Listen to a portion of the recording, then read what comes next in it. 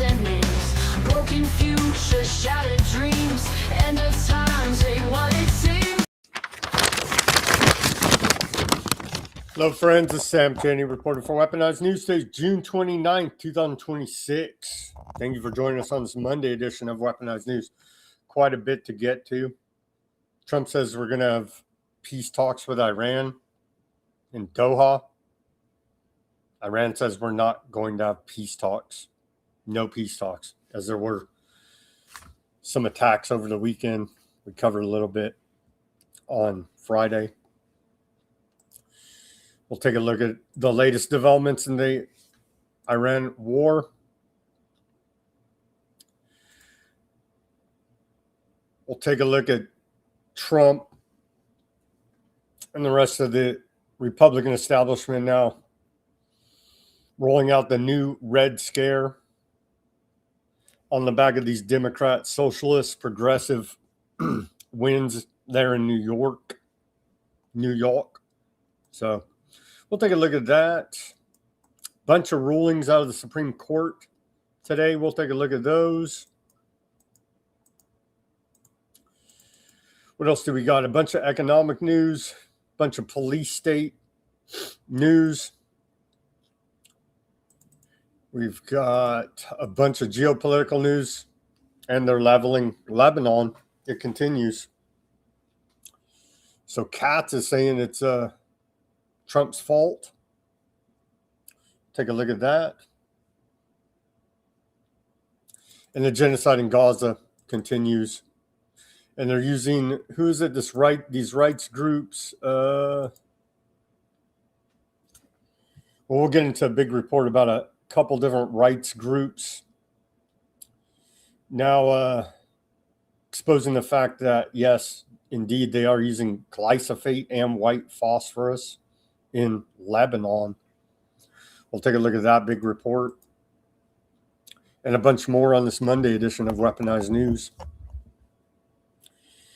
I see some people coming in right now, slowly but surely. All right, let's get to this day in history. Then we'll get to all the news for you. On this day of June 23rd, we go back to the year 1613. On this day, Shakespeare's Globe Theatre in London burns down during a performance of Henry VIII. On this day in 1858, we saw the Great Fire of London Docks. 1863, we saw the very first national bank open in Davenport, Iowa. 1891, on this day, we saw the U.S. National Forest Service organized.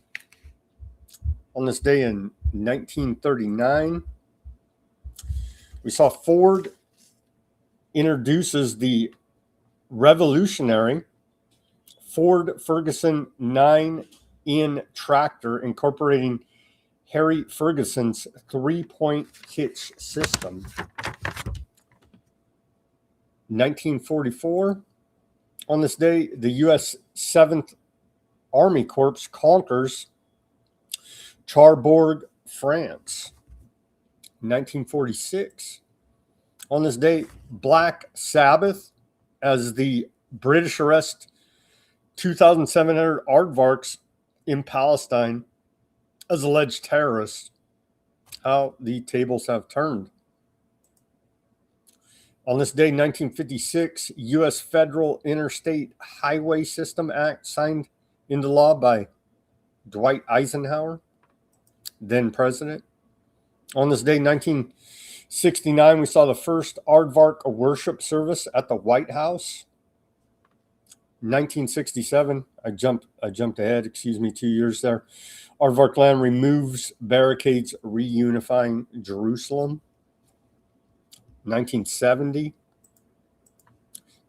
on this day, U.S. ends 2-month military offensive in Cambodia. And of course, we know the secret war went on a lot longer than that. On this day in 2001, Steven Spielberg releases his film AI, Artificial Intelligence. That was all the way back in 2001, predictive programming for where we are now. On this day in 2006, Hamdan versus Rumsfeld, the U.S. Supreme Court rules that President George W. Bush's plan to try Guantanamo Bay detainees in military tribunals violates U.S. law and the Geneva Conventions. On this day in 2009, financier Bernie Madoff sentenced to 150 years in maximum security prison for conducting a massive Ponzi scheme. Isn't that funny? The entire system's a massive Ponzi scheme, but he chose to target the quote elite, or not the lower or middle classes here now. And so that's why they threw the book at old Bernie Madoff. In 2020, on this day, the Golden State Killer and former police officer Joseph DeAngelo Jr. pleads guilty to 12 murders and dozens of rape across California. And then we did have a few on this day in our civil liberties histories. On this day in our civil liberties history, we go back to 1940. Advocating an idea is illegal. Smith Act passed. Congress on this day passed the Smith Act, officially the Alien Registration Act of 1940, making it a crime to advocate the violent overthrow of the government. The law significantly criminalized advocacy and not specific actions related to the violent overthrow of the government. Is interestingly in the intense national security atmosphere of 1939 to 1940, with war in Europe and Asia, no representatives of the American Communist Party, the obvious target of the law, appeared to testify at either the Senate or House hearings. Only a few left-wing labor unions testified. The ACLU testified in opposition to the law in both the Senate and the House.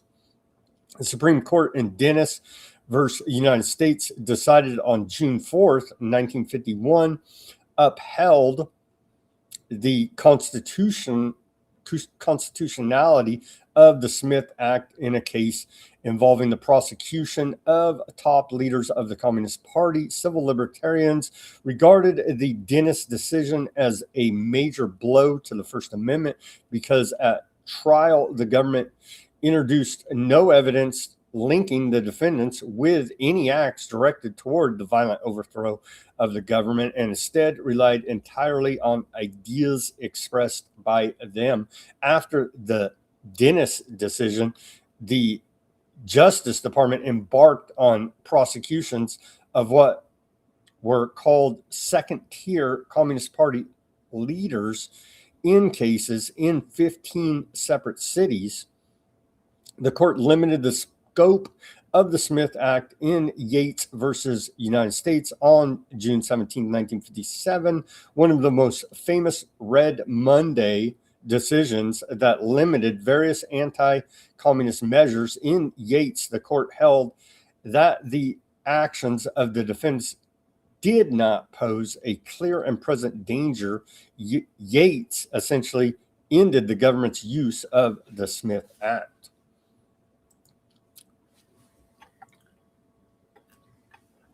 Okay, here's our segue to the news. Trying to convince Snow or Ruckus, both of them, to go get baptized in the blood of evil with me over there in DC, but they don't want to go along with the program. Here is baptisms being performed there at the State Fair in DC, Market 250, and notice what you see here in this clip.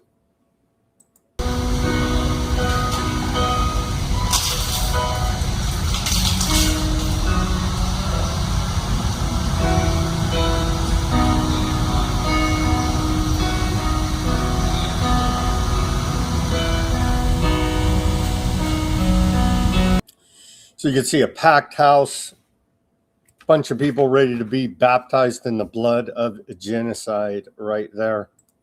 Snow and Ruckus don't want to partake with me, sadly enough.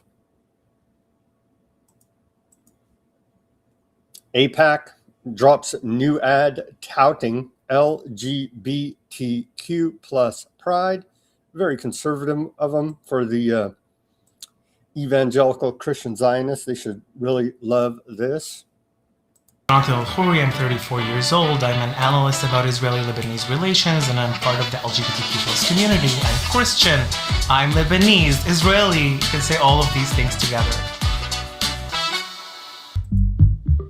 It wasn't easy coming out of the closet at the age of 21 because I grew up in this conservative religious family. I come from 14 generations of priests in my family. Grew up in the church all of my life, but at the end of the day, I kind of opened the Bible and like, God loves everyone. We're all God's children, and that's kind of what kept me on moving on, accepting myself. More than ever, we need to be united for love. The LGBTQ+ community in Israel is very much, you can say, a family. They support each other, they help each other. We have a lot of advancement in the LGBTQ+ rights here in Israel. When you're married, it's recognized by the state. When you adopt a child or have surrogacy, it's recognized by the state that you both are the parents. The movement here in Israel learned a lot from the American civil rights movement. The connection is very much important because we believe in the same values of freedom, of being able to be who you are, and also to support communities that are not very well able to support themselves. America today is the leader of the free world,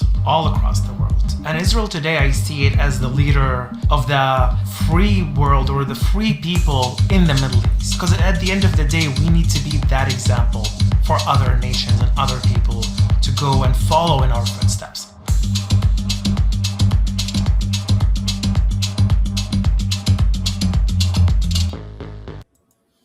There you go. Support AIPAC.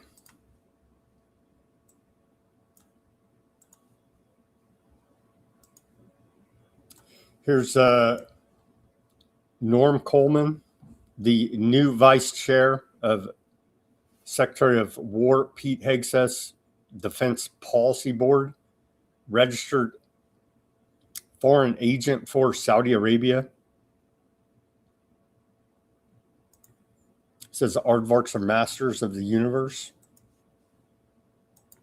A majority of Gen Z have an unfavorable impression of Israel. And my friends, I think the reason for that is that we're losing the digital war. Okay, they're getting their information from TikTok and whatever it is, and we're losing that war. And when you think about it, the masters of the universe are Jews. You know, we've got Altman and ASI, we've got Zuckerberg, we've got Sergey Brin, we've got the group across the board. Jan Combs, founded WhatsApp. It's us. And we have to figure out a way to win the digital battle. Amelia, we got to get our digital sneakers on. Keep telling you, bro, stop posting your war crimes all over the internet, and that could help your efforts there. So what happened this weekend?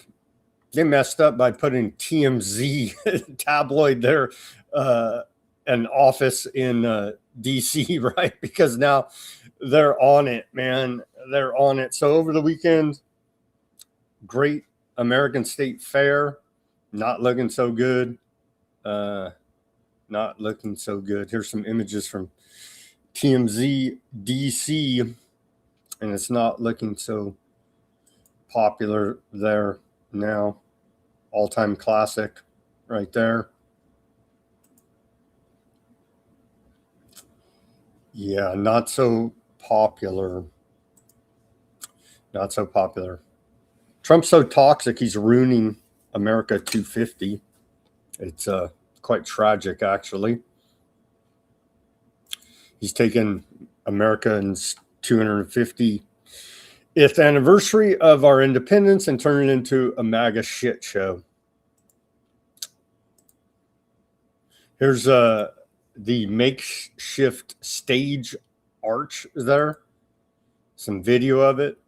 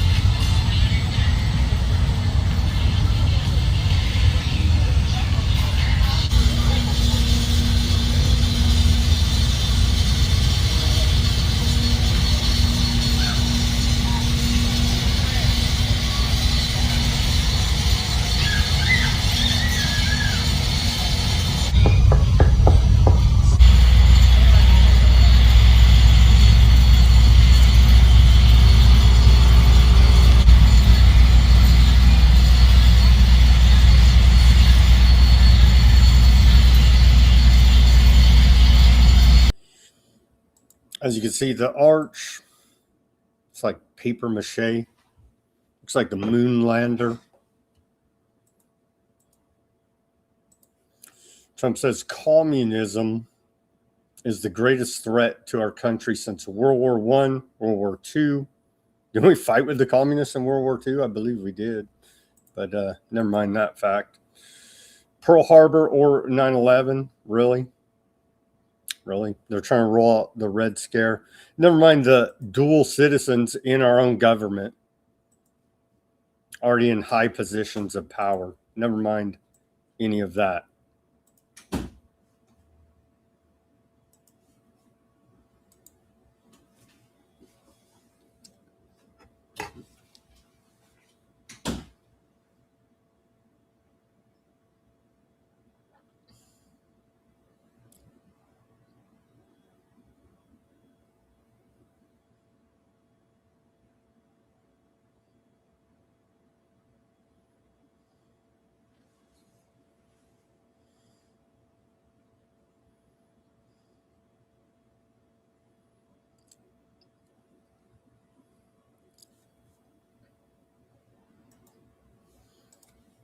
We're out of a corporate fascist tyrannical state. I don't know. Call it communist, call it fascist, call it whatever. It's tyranny. Trump's leading the charge with technocracy. Does it make a difference which sticker you put on tyranny? I don't think it really makes a hell of a lot of difference at this point. Iran has requested a meeting this week, so Special Envoy Witkoff and Jared Kushner will be flying to Doha for high-level meetings this week as we continue to discuss the memorandum of understanding. On the sidelines of those high-level talks will be the technical talks. So as far as we're concerned, we're holding up our end of the ceasefire. Iran. Jared Kushner is a special envoy. I see people posting he doesn't work for the government. He does have that title of a special envoy. So he's not in a position affirmed by the Senate, but he does work for the government as a special presidential envoy handling sensitive diplomatic negotiations. How can he have that job unless his job is to start war? Because he's completely and utterly failed at his job, unless it's his job to start the war, which we've seen happen here now. 5 days, 250 years, the biggest celebration in American history is almost here. 5 days, the White House tells us. 5 days. Largest fireworks show, epic flyovers, one legendary birthday. Don't miss it.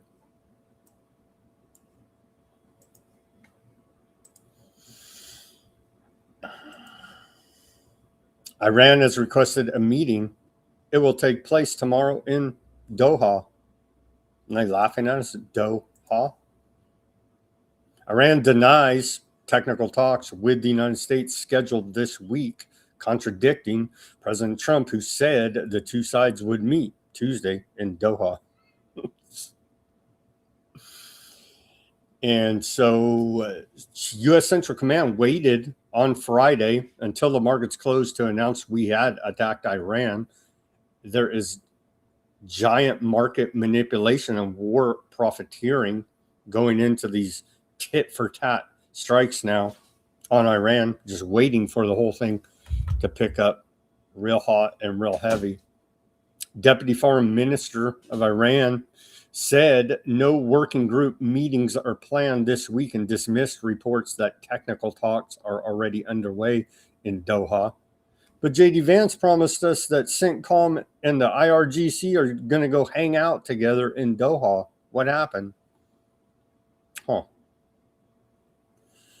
Deputy Foreign Minister out of Iran went on to say consultations with Qatar are continuing, particularly over whether Washington is implementing its commitments, and that a first round of talks will only be held once conditions are met and both sides agree on a date and venue. Trump had said Iran has requested a meeting in Doha, while the White House press secretary added that envoys Steve Witkoff and Jared Kushner would attend. We showed you all that. The conflicting accounts come after a weekend of U.S.-Iranian strikes and reports that both sides had agreed to pause military activity while negotiations continue. Oh, man. Iranian President Pezeshkian announced that $6 billion in frozen Iranian assets will be released through Qatar, calling it a great victory for the Iranian people. According to Iranian state television, he also noted U.S. sanctions on Iran's oil and petrochemical sectors were lifted last week. Sounds like winning for me. Trigger warning here. No funds for Aardvark land. A bill to cut off U.S. taxpayer-funded military aid to Aardvark land is likely to come to a vote on the House floor this week. The amendment, led by Thomas Massey, is forcing an uncomfortable debate inside the House Democratic caucus.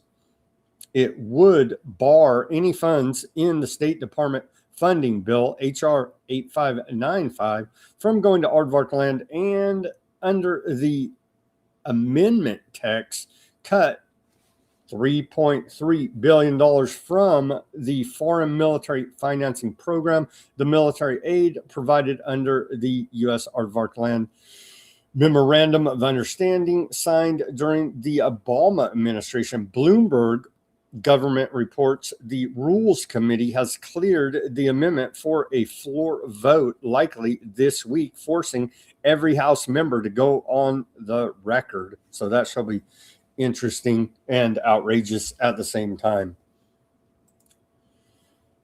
So CENTCOM has announced there's 50,000 plus American service members operating in the Middle East right now in the Persian Gulf.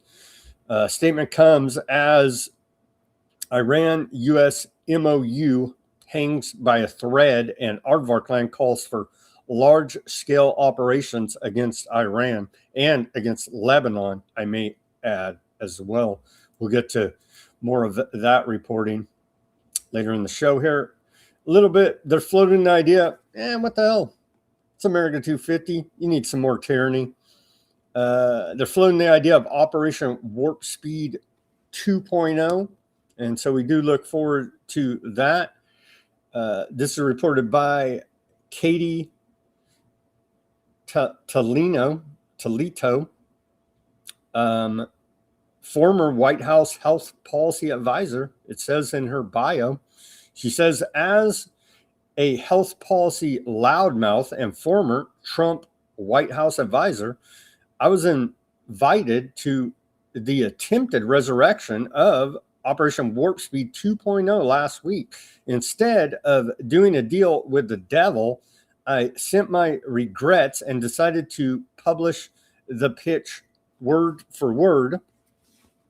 The full unedited draft can be found at the link below. But before you go there, here's a summary of what it says. Research will be fast-tracked to minimize time for FDA approval. Drug companies get a seat on the committee that regulates them. Medicare must cover these drugs in 30 days, regardless of incomplete safety profile. FDA must justify economic losses for drugs they don't approve. So much for safe and effective. And maybe most shocking of all, Bobby Kennedy Jr., who literally wrote a book trashing the first Warp Speed, would be running the whole thing. And so I'll post the link to the full reporting on Operation Warp Speed 2.0 in the early planning phases now. It's very exciting. 35 publishers sue OpenAI Microsoft for training ChatGPT with their content.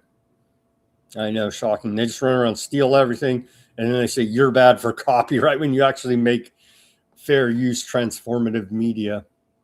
It's all so wonderful, isn't it? Newspaper publishers across the country are suing OpenAI and Microsoft for allegedly scraping their websites to train their flagship artificial intelligence models. It's too late. They already got the data. You know what I mean? So maybe you'll win in court, but they already got the value by stealing all your data.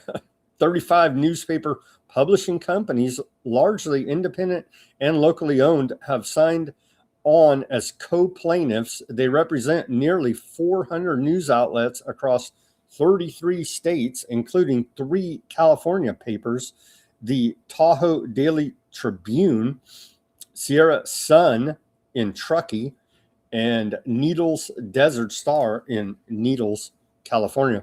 The publisher's journalism was essential to defendants' explosive growth, and unless defendants are held accountable for stealing, stripping, and misusing the publisher's content, the AI boom defendants orchestrated and benefit from will be a death knell for local journalism, which remains the most trusted news sources in America. The lawsuit. Excerpts from the lawsuit read, and I'll post that full story again on Weaponized News Substack for those interested. And so they're building out the technocracy, scientific dictatorship, trying to fulfill the prophecy of Terminator movies, taking Skynet live, and building bunkers for themselves, leaving us hung out to dry, waiting till China, Russia, or maybe somebody else, maybe Hezbollah, will nuke us in 2 weeks. They'll be in their bunkers safe, and we'll be hung out to dry. Here's the ballroom, and now admitted by the White House, as was always the case, are a great national security facility and ballroom. Oh, so it actually was a national security facility the entire time, with bunker tunnel system underneath. And yeah, so there you have it. Isn't it wonderful? The government can say nice and cozy. Well, we're out here getting freaking bombed, or whatever the hell they got to unleash upon us. It ain't gonna be nothing nice, but hey, they're gonna all be safe. And so they're normalizing the police state here, America 250, this AI-powered robot dog from the U.S. Army. And so isn't it cute, wonderful? Yeah, it's fully weaponized, and wait till they make it fully weaponized and autonomous with machine guns. It's already been done. Of course, that's not this version. So what you see right here is actually a robot dog, and we have our sensor payload here at the top. T5RSR has been working with night vision technology for years and years, getting a chance to advance it more. So we're pairing it with AI. So this robot dog in front of us, we paired it with an AI model that actually can detect mines, people, vehicles, and this is where we're working. So this is our next step of getting soldiers out of the field, out of the minefield specifically, so we can protect them even better. And this same technology is not just for robot dogs, we're working on these for tanks, we're working on these for helicopters, all the above. They want to go fully autonomous. They claim in Ukraine they've killed that fully autonomous AI drones have killed Russians. Here's the Department of Homeland Security meme of the day. Isn't that inviting? One big, beautiful bill, modernized border security. So are they building that wall and militarizing the southern border to keep them out or to keep us in? It seems a combination of both here now.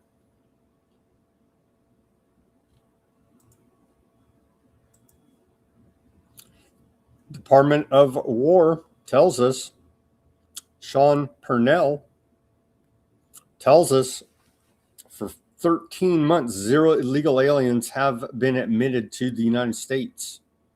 All we needed was a new president and a Secretary of War who put America first. But why do No one in the government, no one in the nonprofits and NGOs that allowed all of this human trafficking and illegal immigration to happen in the first place. None of them are held accountable. But we do have a militarized southern border now for our own safety, of course. Here's a short video about the militarized southern border from the Department of War. In January 2025, we inherited the worst, most dangerous, most wide open and insecure border in history. And we have quickly turned it into the strongest, most secure border in the history of our country. For the past 13 months, 0 illegal aliens have been admitted into the United States. We're removing murderers, gang members, drug dealers, and dangerous criminals by the thousands. They came in through a ridiculous open border. And no one allowed that open border in the first place, or again, the NGOs and nonprofits that completed the smuggling process. No one's held accountable. No one's held accountable, but we're getting those bad illegals. They're setting up checkpoints here now, internal checkpoints inside the United States.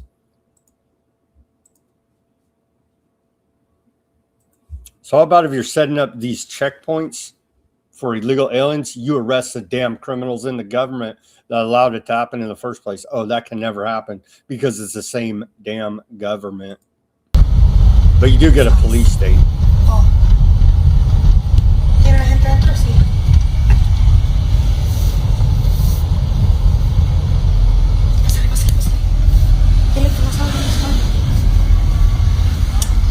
Good, how are y'all? Good, we just checking for license. Oh, mine is somewhere in this car. Okay. It's in my purse thing. Sorry, I just got snow business. Let me take off my seatbelt. Where's mine? For you. Oh.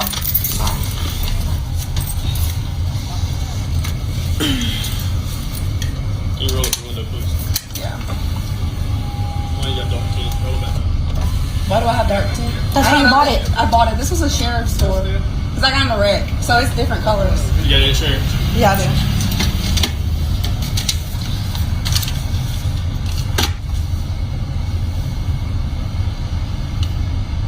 Alright, get the tent taken off, alright? Okay. Thanks. Cool day. It's ice. See it. But y'all stop. I don't know. And they know it's me. They're doing a group. So exciting to have internal checkpoints, internal immigration checkpoints. Very exciting here in America. The Supreme Court is building its own massive police force. So we learned, I forget even the name of it, the Capitol Police have their own intel agency, right? Their own private army. And so now the Supreme Court has its own private army as well here. I guess it's a public army. What the hell are all the rest of the cops doing? The Supreme Court is building its own massive police force. It's reported out of Politico. Rapid expansion of the Supreme Court police force. The Supreme Court's own police force, historically under 200 officers focused on building security, is mushrooming. Officials aim to more than double its size, with recent budget requests seeking dozens of officers for justices' personal security details, building protection and administrative support. This includes specialized units like dignitary protection, canine, SWAT, protective intelligence units, and even nuclear, biological, and chemical teams. What do we get? A freaking plastic American flag made in China. They get all of this. They get all this. A bunch more details on that. I'll post it at Weaponized News Substack. Futurism article here says AI zillionaires are starting to get scared as the public turns against them. Data centers have become a proxy for the hatred toward AI and the concentration of and accumulation of wealth it's creating. It's a giant fraud. We'll get to that in the economic section. But we do love fraud in this country. We'll get to that. In the United States, a YouGov poll found that 3/4 of Americans think AI should be more heavily regulated, and anxiety shared across the political aisle. God forbid we have a nonpartisan issue that we could unite over. You know what I mean? God forbid. But both sides apparently here now see the threat of these AI data surveillance technocracy centers. God forbid we come together as Americans and say, cut the shit. We don't want your tyranny. I don't know. Maybe, look at what the country's founded on. I know it's extreme. We'll have Mitch McConnell voting when he's dead, a la Dianne Feinstein. I think they did have her vote when she was dead, honestly. It's being reported now, tragically enough, Turtle Man, traitor to the country, Republican stalwart, Mitch McConnell, senator out of Kentucky, he's on his deathbed. Let's watch this report. I think he should vote from his deathbed. Even when he's dead, they should just say, yeah, whatever tyranny you want, Mitch McConnell's for it. Desiree Townsend here in Washington, D.C., outside of George Washington University Hospital, where Senator Mitch McConnell is reportedly being hospitalized. Now, this will mark the 15th day of his stay here at the hospital. Now, this comes on the heels after spending 8 days in the intensive care unit at the same hospital back in February, according to sources at the hospital. So each day that Senator Mitch McConnell remains hospitalized at the tender age of 84 increases the probability that he will not return to the Senate. So the implications of this are critically important for Americans, as the Republicans have a very slim majority in the Senate of only 53. So they should just weaken the Bernie's them, right? Oh, dude's dead. It don't matter. Don't matter. Still vote with the GOP. Isn't this elder abuse? Like, seriously. Like, the dude needs to retire.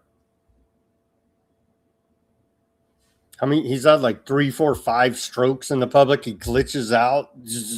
You know what I mean? Like, he's in no shape. He's not fit for duty, straight up. But yet, they'll raise a corpse hand to vote for tyranny in this country. Supreme Court lets $5 million sex abuse verdict stand against President Trump.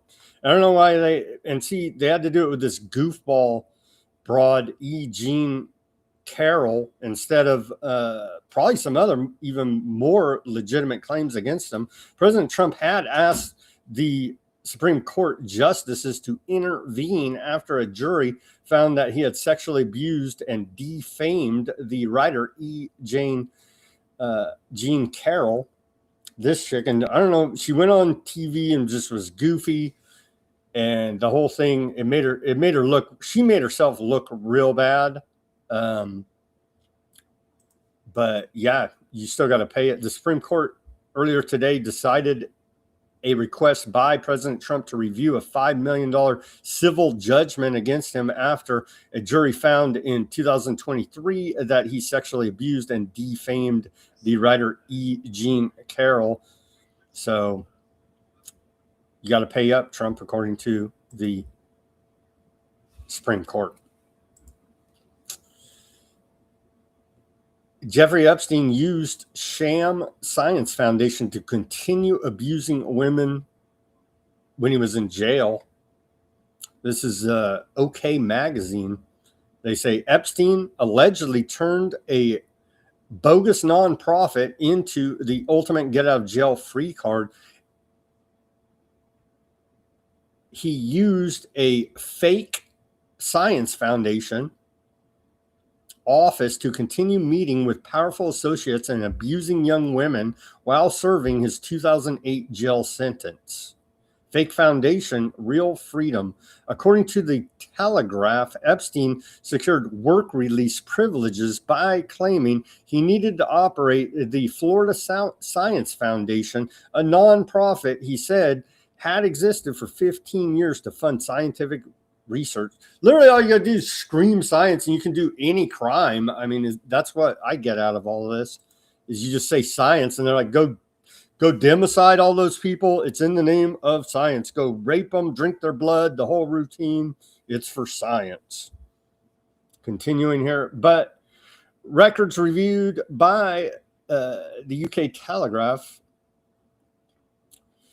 allegedly show the organization was created just months before he entered jail. Instead of functioning as a legitimate workplace, the nearly 4,000 square foot office reportedly featured plush couches, a large kitchen, high-end electronics, and a luxury decor. Newly released photos also show what appeared to be an upscale executive suite where Epstein spent up to 12 hours a day while serving what critics had already condemned as a lenient prison sentence. Multiple women have alleged the office became a place where Epstein continued sexually abusing them while technically incarcerated.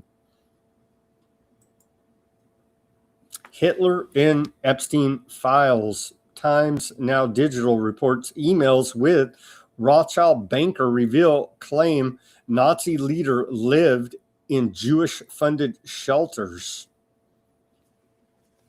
Epstein files include a previously undisclosed email exchange between disgraced, they always have to preface it that way, Epstein, disgraced financier Jeffrey Epstein, and Adrian de Rothschild, the chief executive of Edmund de Rothschild Group, in which the pair discussed historical claims that Adolf Hitler once lived in a homeless shelter financed by prominent aardvark banking families, including the Rothschilds and the Epsteins. The correspondence dated December 31st, 2018, was among documents part of the Epstein files there. It's drawn attention because it reveals a rare private exchange involving Epstein and a member of the Rothschild banking dynasty. Here's that email. It's a little bit blurry. I know it's true, but regularly used to say the Rothschilds planned and supported Hitler in mass destruction to gain more power. I'm in Maldives also with a cold since yesterday. I've been driving a lot, 3 to 4 days. Back in Europe, the third. First, it turns out to be 100% true. Hitler was selling his clothes and artwork and living in a shelter funded by aardvarks, Epstein, Rothschild, and Gutman. No conspiracy. The Epsteins were the Vienna bankers, bought their bank on the ring, hence still Epstein, where are you? I'm in bed with a cold. Anyway, that's the correspondence in the email between Epstein and Rothschild. And numerous times in the emails, as we've shown here, he bragged about being a Rothschild agent. Here's a clip from Astromancy archives on Epstein's strange relationship with music and how something as simple as making him a playlist could be part of a larger dynamic. Files revealing a man who wasn't a pillar of culture, but a master in manipulation. Epstein using multiple tactics to persuade others into getting what he wanted. One component of this being a Spotify playlist.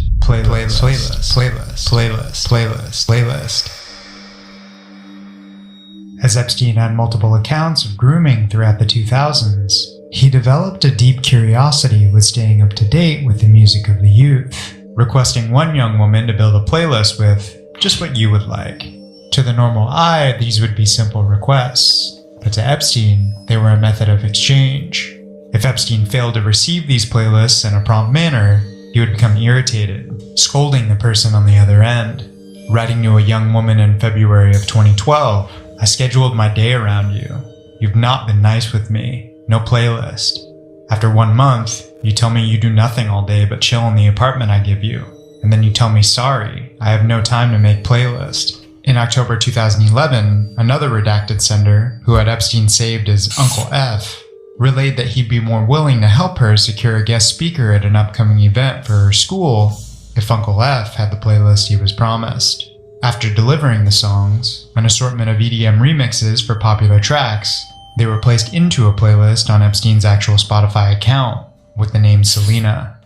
Even weirder, Selena happens to be the name of billionaire couple Glenn and Eva Dubin's daughter, Selena's mother Eva being one of Epstein's early girlfriends in the 80s, often referred to as the love of his life. Selena would have been 16 years old at the time of the conversation, her music suggestions aligning with something a 16-year-old girl would listen to at the time. Just 1 month later, Epstein would be shopping for her in Paris, looking for a specific type of outfit by her request.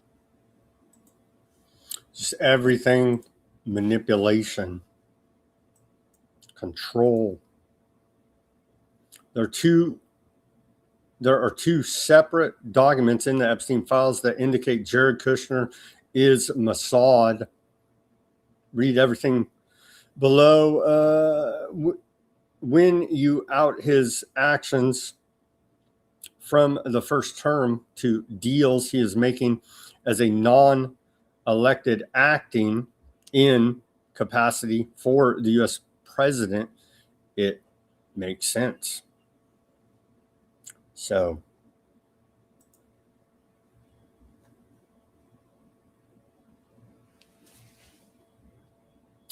phone calls between Dershowitz and Epstein.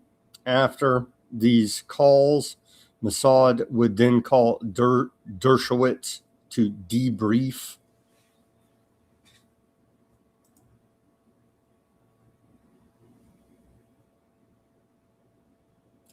So they're all up in, and I'll post all these links again on Weaponized News Substack for documentation and further research purposes for those that feel like digging in there. Yeah, they're all up in it. They're all up in it as the Justice Department continues the Epstein file cover-up.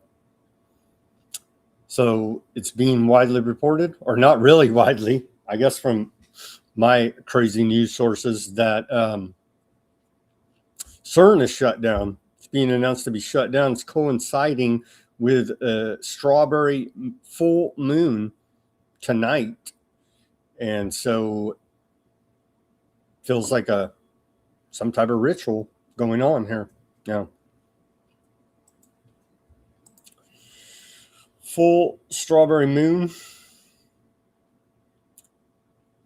shall be coming tonight. Take a look.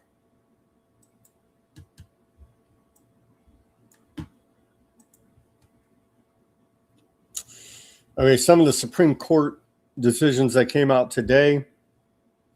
In a 6-3 decision, the Supreme Court rules that geofence warrants, which allow law enforcement to collect sweeping smartphone location data over a broad area, constitute an unreasonable search and violate the Fourth Amendment.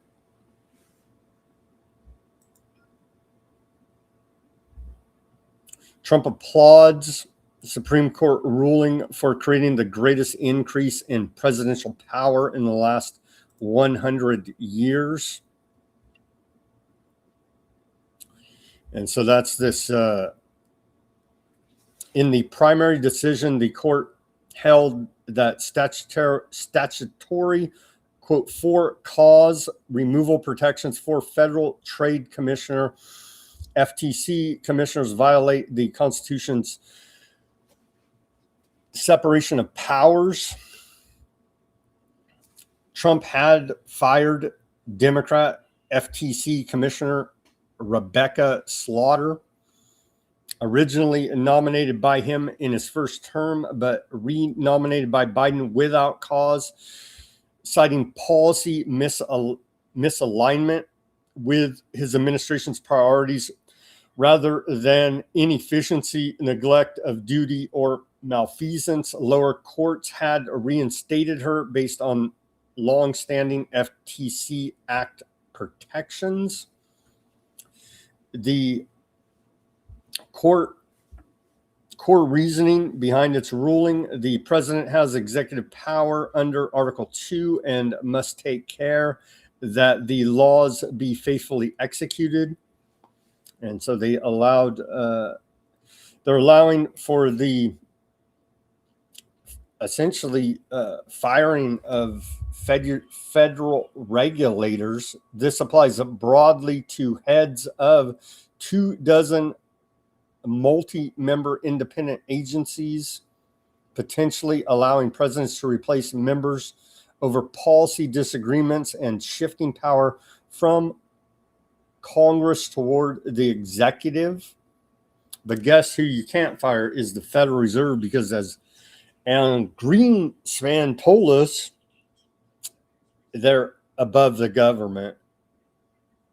Federal Reserve carve out separate 5-4 and related ruling in comparison or related decision. The court blocked Trump's attempt to immediately remove Fed Governor Lisa D. Cook, the first Black woman on the board. It affirmed the Fed's historical independence in monetary policy, drawing from traditions of the first and second banks of the United States, and required due process for any removal attempts. The majority, including some cross-ideological support, emphasized the Fed's, quote, unique role and warned of economic risk from undermining its autonomy. Trump can still pursue removal with proper process. This significant win for Trump agenda of reducing bureaucratic resistance to his agenda. It could accelerate policy shifts in regulation, antitrust, consumer protections by enabling faster replacement of those in the federal bureaucracy, those in the government. Critics see risks as politicization, corruption, or lap dogs replacing those already in the government. So, yeah, I don't know what every administration now, fire everybody, bring in all of your lackeys, I guess, is what it's looking like here's going to amount to. So we'll see how all this is abused, all for the good of the people, I'm sure. Let's see what else. Well, Trump said this: big win moments ago at the Supreme Court in the Slaughter case, confirming presidential power in our country to remove executive branch officers and agency appointees or representatives under Article 2. This decision was long sought by United States presidents dating all the way back to the 1930s. It is such an honor to be the sitting president who won this historic and unprecedented ruling, one of the most important ever given with respect to presidential powers.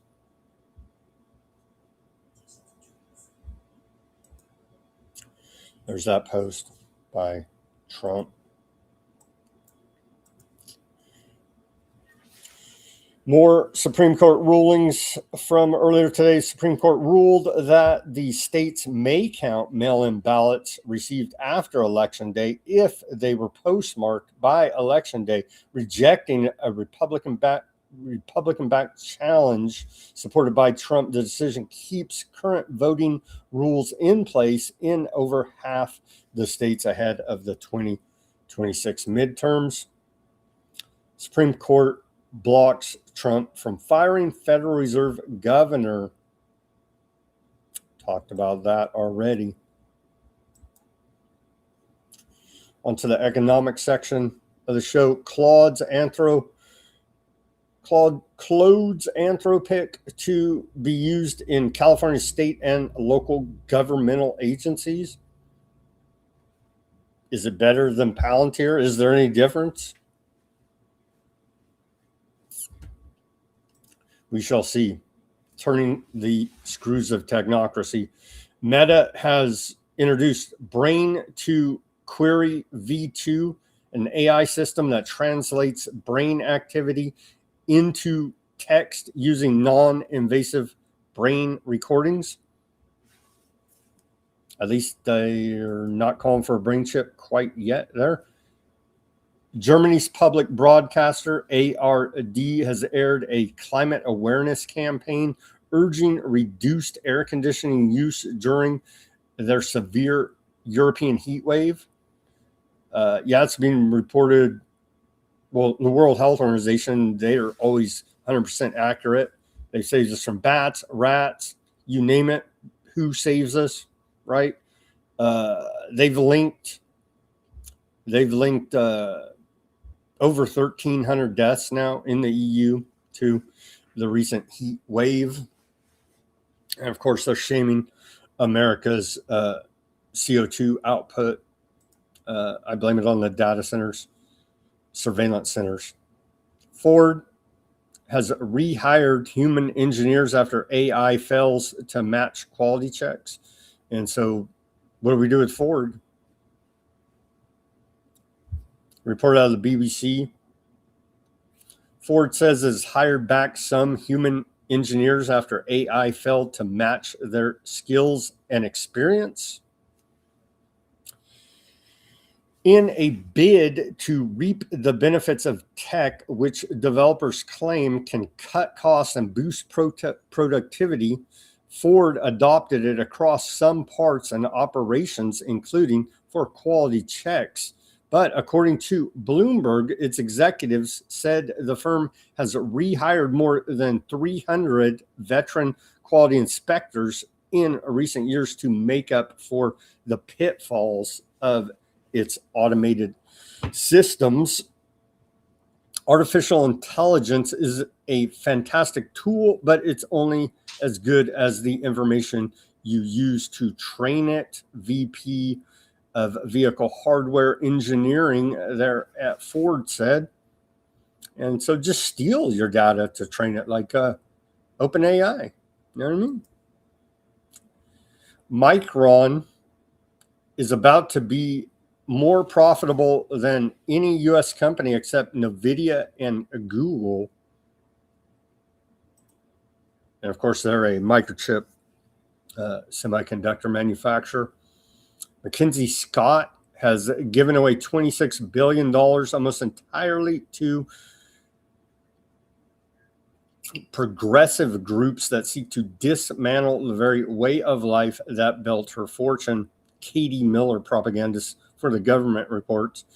They leave out the part, they're giving, she gave a bunch of money to eugenics, depopulation. That's what all of these groups are about at the end of the day. And they spin off into whatever culture war issue, pick your flavor. But at the end of it all, it's for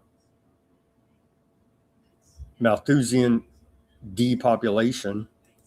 They leave all that part out. And eugenics, transhumanism, they leave that part out, of course. And so, bombed Iran on Friday. Here's a meme from DD Geopolitics. It's about it right here. Friday markets close, bomb Iran. Sunday before markets open, announce peace talks are back on. And it's literally market manipulation on the world stage by Trump. War profiteering. War profiteering. It's a steady Strait of Hormuz, like essentially closed again today. Let's see. We're at the hour mark. How much more? Yeah, we got some more economic reports. Let me take the live commercial break right now. Everybody go to weaponizednews.com/shop. Get yourself a holograph sticker over there, a white background sticker and a clear sticker. Weaponizednews.com/shop. We got stickers, t-shirts, baseball caps, shot glasses, as this show has been known to induce heavy bouts of drinking. Weaponizednews.com/shop. Get yourself a sticker over there. We take donations as well. Bitcoin wallet address, buy me a coffee, Cash App, links all in the description below this video. Become a paid subscriber at Weaponized News Substack. Support independent reporting and analysis brought to you 5 days a week, broadcasting live Monday through Friday, 5 p.m. Pacific, 8 Eastern Time. Weaponized News Substack.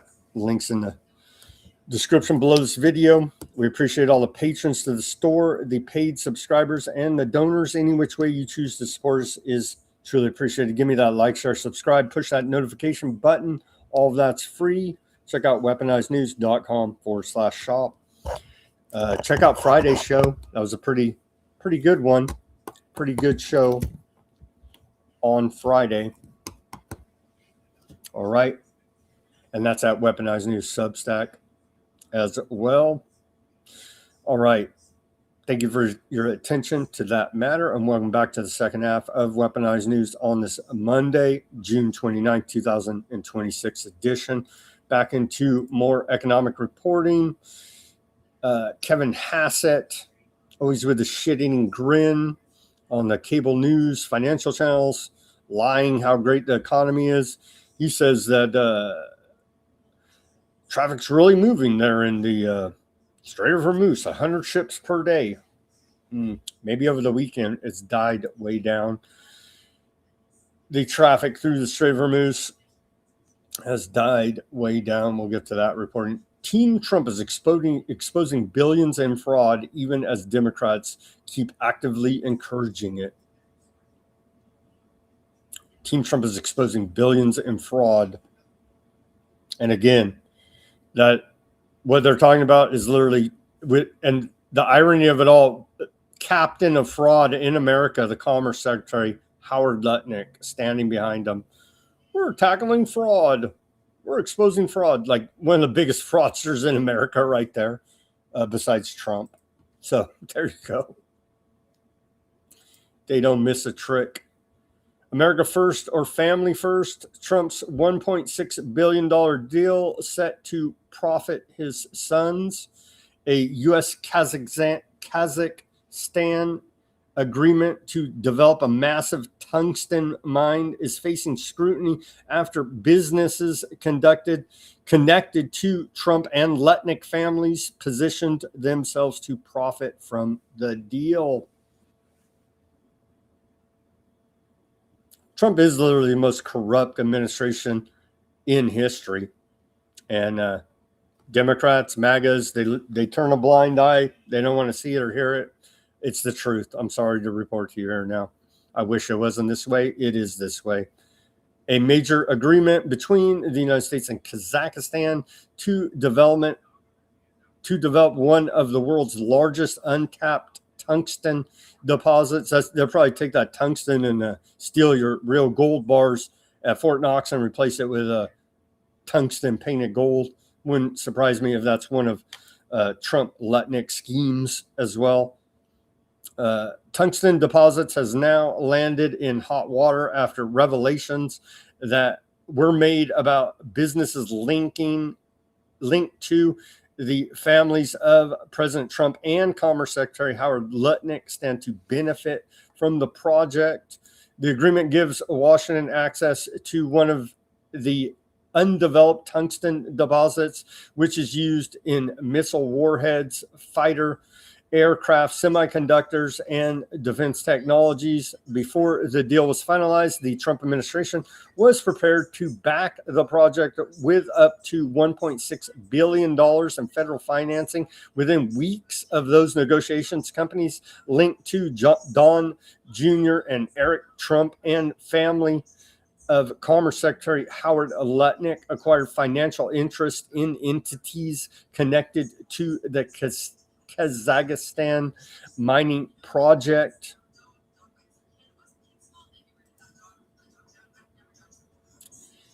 And there's another big report breaking it all down out of the failing New York Times.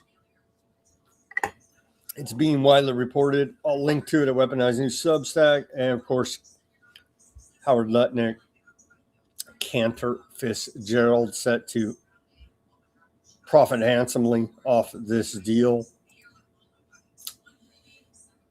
Trump Trump bought between 1 million and 5 million in Axon stock on February 10th. Axon makes things like tasers and body cameras.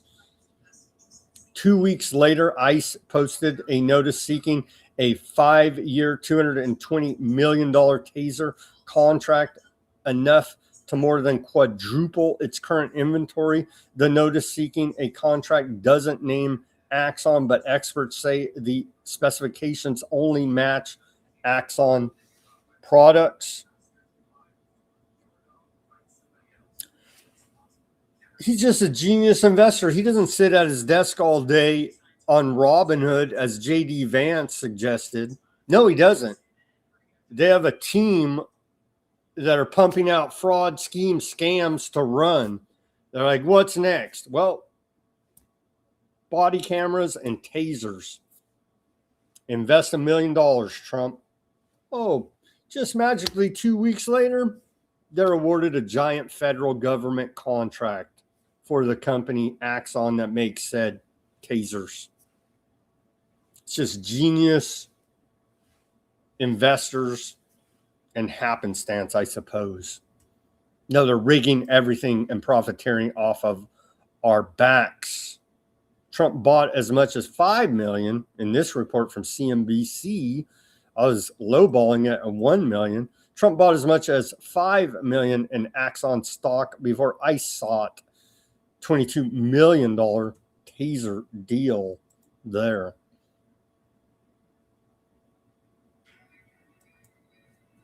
He's just a genius investor.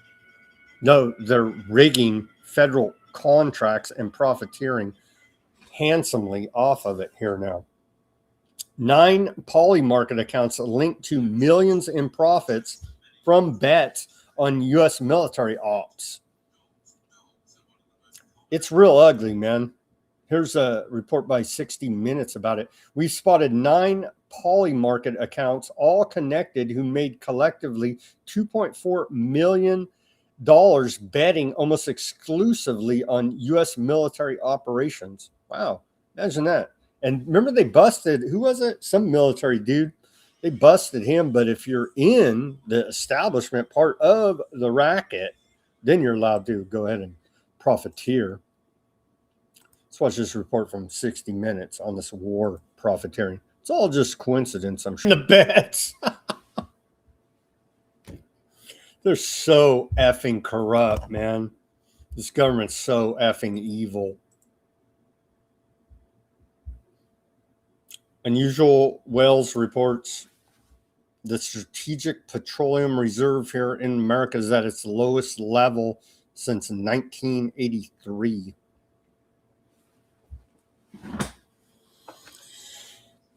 What's the price for a gallon of gasoline on average, according to AAA across America? Here now, we're still at $3.86. It is down from last week and under $4, but still $3.86 on average. May crank up a hot, heavy war here now with Iran and hell, maybe even Lebanon now. So over the weekend, it's being reported Strait of Hormuz traffic was about 40 ships on Saturday and Sunday. Today, it's being reported Strait of Hormuz traffic is about 13. And remember, about 20% of world trade estimated travels through there before the Iran war. So, yeah. But Kevin Hassett goes on the financial cable channels with a shit-eating grin, says everything's wonderful. We're in the golden age.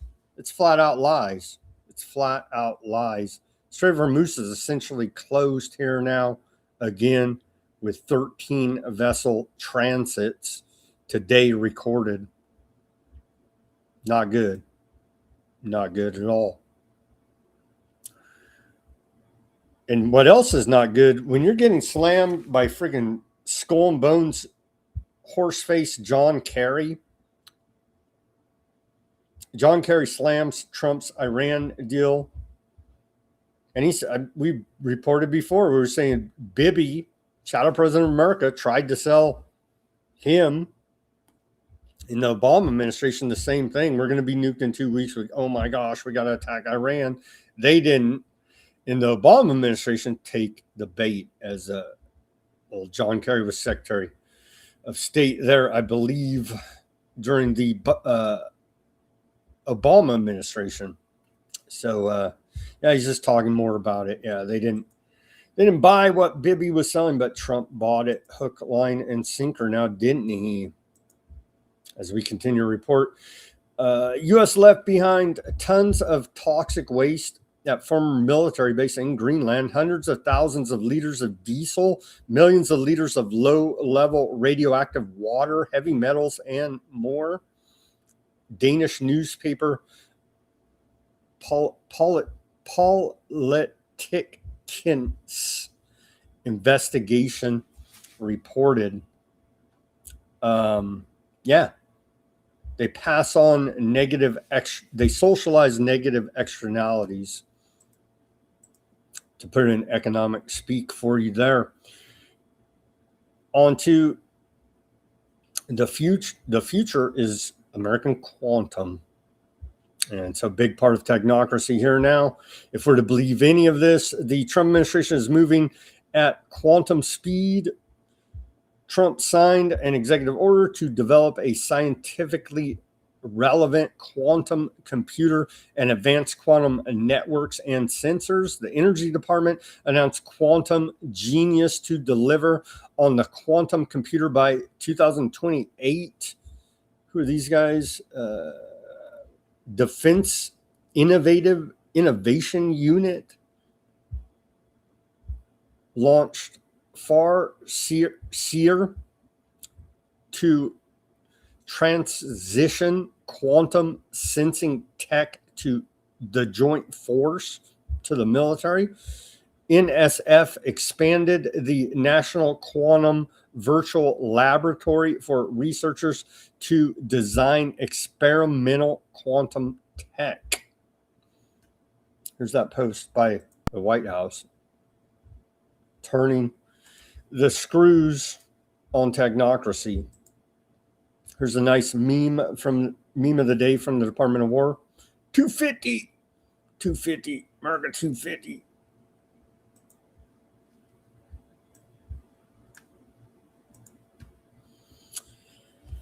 Here's a Illuminati Q meme out of the White House. Locked in. Patriots in control. Seriously, the White House posted this. Seriously? Yeah, they did. It's just so tired and so lame and so stupid at this point. Trump's a con man, criminal, liar, fleecing the American people, war profiteering, serving the state of Aardvark land. Nigeria announces estimated 3.3 million ton lithium reserve discovery, plus rare earths, gold, nickel, copper, and platinum. And after they made that announcement, there's posts all over the internet saying they're in need of some freedom and democracy now. Well, the damn Muslims are killing Christians in Nigeria. It's time to invade, I think, right? Sure it is. And so we'll see the vultures circling here now. We may just invade them militarily and steal it all. Try to probably con them first with some type of IMF World Bank action. If that doesn't work, we'll just go shoot everybody and steal all their stuff, as per usual, as per American hegemony. Report out of the Clash report here now. Mexican Batman surfaces in Lagos de Moreno. They're in Mexico. A mysterious figure or group has been duct taping suspected motorcycle thieves to lampposts in Lagos de Moreno, Jalisco, Mexico since mid-June. At least 5 young men have been found bound in public, mouths sealed with duct tape, rata scrawled across their foreheads. The stolen bikes left beside them as evidence. Here's the Mexican Batman. There you go.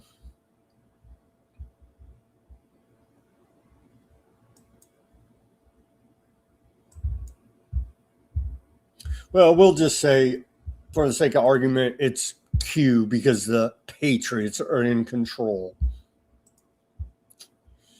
More on the devastation there. They're still digging people out. It is quite horrific and tragic. We need to send out some prayers for Venezuela as they're still suffering. I think they had another earthquake, 5.1 magnitude today, I believe. So ongoing earthquakes. But take a look at this. Some terrorists flew a plane into this building. Oh, no. Never mind. It collapsed due to an earthquake there in Venezuela. Let's watch this clip.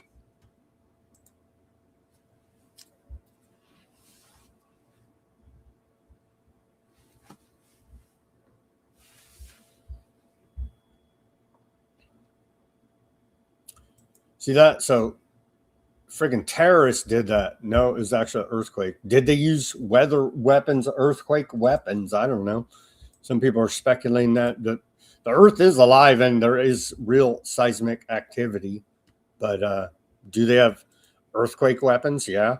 Did they use them here? I don't know.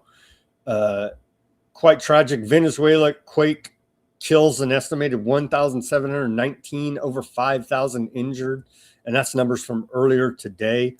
I believe it's probably even worse than that. They're still digging people out of the rubble there.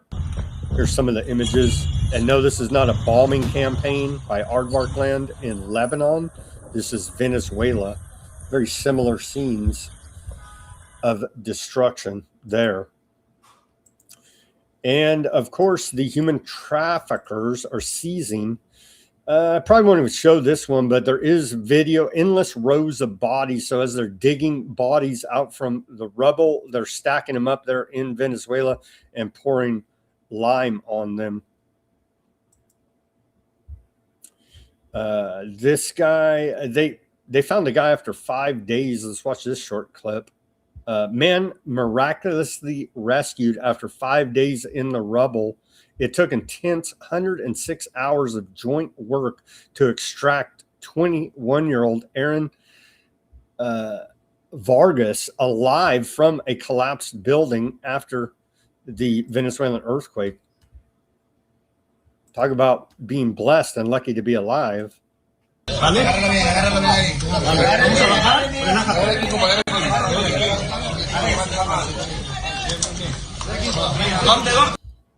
Pretty amazing there. They dug dude out, still alive, after being buried in the rubble. Now on to their disaster trafficking here now, as we've seen in Haiti, other disasters. As soon as some big earthquake, natural disaster hits, everybody's all out of whack,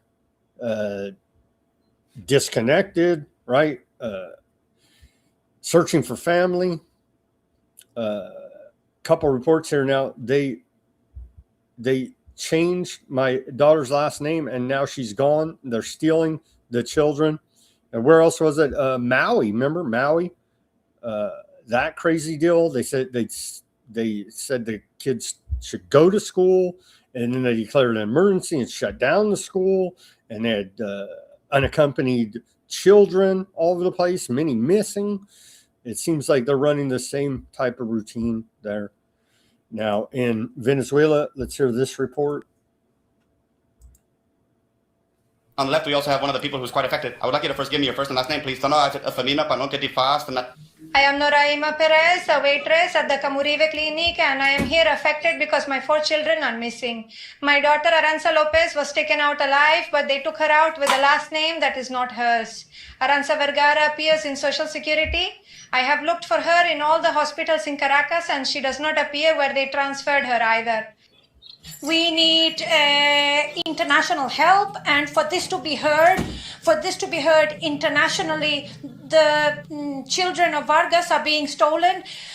The children of Vargas are being stripped of their last names and given other last names to take them away. Why can't I find my daughter in the Perez Carreño Hospital? I went to look for her and I can't find her. All the witnesses here from OP27 tell us she... Are they snatching kids? Watch this report.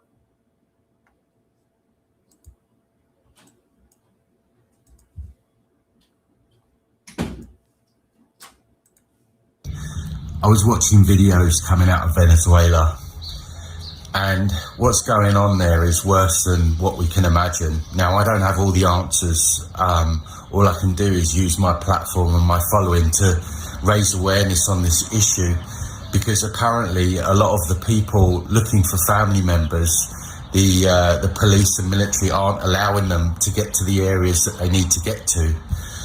But the real disturbing thing that's going on is that apparently they are taking traumatized and orphaned children to use for child trafficking, which breaks my heart, obviously, because, well, I mean, how evil can you get? I mean, to use something as horrific as what's happened to then go to the next step and then start taking the children is just a stain on humanity. It's not even humans doing it. These people are evil. They're not even like us, right? But this is what we're dealing with. And on top of that, the police are robbing what's left of of anything people own out of the rubble. They're just taking stuff. And it's just horrific. Like I say, I don't have all the answers. You know, those people are...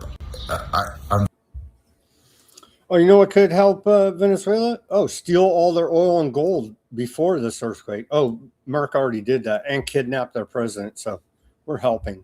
Oh, don't U.S. Southcoms, they're helping. So nothing for Venezuelans to worry about, I'm sure. Here's another report about it. Human trafficking organizations thrive in humanitarian crises like the one happening in Venezuela right now.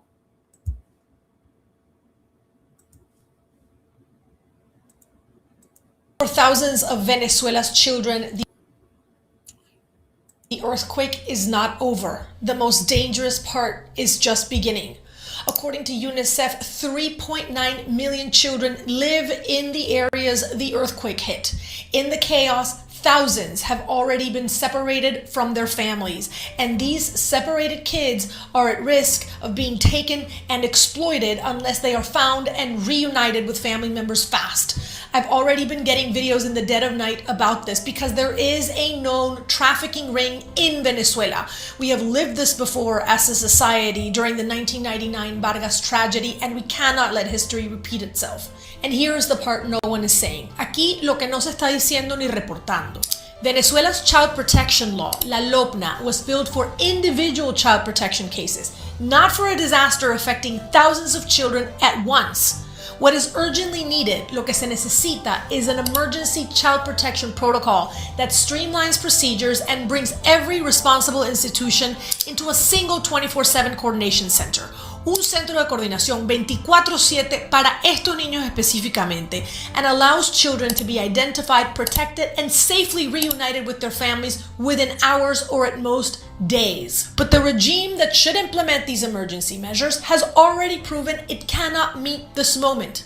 So the pressure has to come from the outside. La presión tiene que venir de afuera para salvar a estos niños. Please share this video and tag the organizations that can help. UNICEF, Save the Children, the International Rescue Committee, the United Nations. Por favor, compartan y taguean a las organizaciones abajo. Also the United States leaders that can act. Secretary Marco Rubio, María Elvira Salazar, Mario Díaz-Balart, Carlos Jiménez, Bernie Moreno, Rick Scott. Please help these children now. Make them see this. Every hour matters. We need to prevent a second tragedy in Venezuela. Let's not leave these children behind. U.S. Southcom's there. The military's there.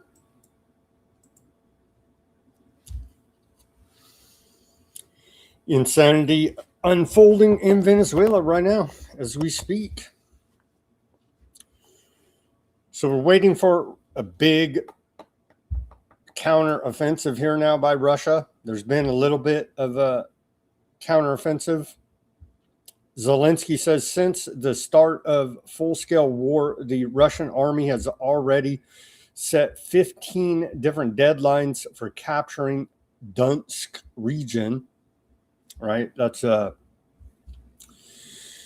Russia's political leadership remains obsessed with the Donbass. 15 times they have indulged this illusion that they would fully seize the Donbass. And he goes through the different battles there.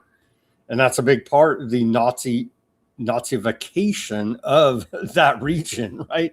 As what Russia keeps saying with the, now I can't remember their stupid name, but the spin-off Nazi Ukraine groups there, the Azov Battalion, amongst other neo-Nazi groups there, was a major sticking point, and they continue to attack the people there. I digress back there. And we're still waiting for what it looks like Russia's going to hit them real hard for these attacks on Russian infrastructure deep inside Russia. They attacked their a big petroleum factory that we covered last week, and Russia hit them back a little bit, but it feels like there's going to be a heavy response here now by Russia for those attacks. Taking a bunch. There was I don't have all the details, but I know it took off. And I saw reports Putin bemoaning the fact that there are now suffering gas shortages there in Ukraine, because this is part of a global energy scarcity program, famine program. All these wars at first glance don't look interconnected. They're all interconnected at a geopolitical global level here now to bring about engineered famine, engineered control, artificial scarcity, blowing up a whole lot of petroleum manufacturing capacity all around the world. And again, they just hit Russia big last week. So we're waiting for Russia's big response there. Putin had said they're suffering, Russians are suffering gasoline shortages here now. Is it even real? Who knows? Engineered by the government? Who knows? The attack looked pretty real. That did major damage to a major Russian petrochemical plant. So we await Russia response to that major Ukrainian attack. And we haven't, can we ever get a peace deal there? Stop the Russia-Ukraine war. It's quite horrific. Continuing here, Oman and France signed historic energy and defense pacts in Paris. Turkey and Saudi Arabia signed trade pact for joint economic alliance. Pakistan says it killed 29 militants in a ground operation followed by airstrikes along the Afghanistan border, according to Associated Press. So, yeah, Pakistan and Afghanistan are, I guess we don't even say they're in a ceasefire. That's why they killed 29 people, right? Sure. So they're in a war there. Iraq issues September deadline. Are they going to have some kind of civil war, uprising, revolt in Iraq? Iraq issues September deadline for armed factions to surrender weapons as coalition withdrawal looms. The Iraqi government has established September 21st as the final deadline for armed factions to surrender their weapons to state authorities. What happens every time they turn their weapons into the government? Genocide? Just saying. So they're trying to round up the weapons from all these militia groups, essentially, there in Iraq. The directive represents a major push by Baghdad to consolidate domestic security and fully assert a state monopoly on arms across Iraq. Yeah. We'll see how that sorts out. As we move towards September now, a statement issued by Syrian Foreign Ministry. They as in America keeps trying to get Syria to be a proxy, and old al-Shar is like, nah, I don't think so. You know, we're not going to go along with that. Tried to have them be a proxy to attack Lebanon. The Ministry of Foreign Affairs out of Syria strongly condemns the Aardvarkland attacks, which consisted of incursions into Syrian territory in the governance of Qantara and Dura, as well as the shelling of the area with artillery rounds, resulting in the terrorization of civilians. These actions constitute a flagrant violation of Syria's sovereignty and territorial integrity, and a renowned breach of international law, the Charter of the United Nations, and the 1974 Disengagement Agreement. None of that matters because aardvarks, they're allowed to, and again, they're being allowed to run around and be the bloodthirsty, genocidal maniacs that they are by Big Brother, Western intelligence, the Anglo-American establishment, because they're going to be hung out to dry here, used as the scapegoats. So you got to just violate every law there freaking ever is and ever was written against Syria. Who cares? They're the great aardvarks. Don't be an anti-septic of the septics that aren't even septic. And we don't have time to go down that whole rabbit hole, but it's just absurd at this point. Armenia rejects weaponization of 1915 events following Aardvarkland recognition. So Aardvarkland recognized the Armenian genocide, trying to bring back old wounds as per usual. Armenia head Pashin, Nikola Pashin, stated that Yerevan will not respond to Aardvarkland cabinet's recognition of 1915 events as genocide to avoid the political weaponization of the issue. They are weaponizing these issues. They knew exactly what they're doing. They could give a damn if the people in Armenia are genocided. They love it, especially Christians here now.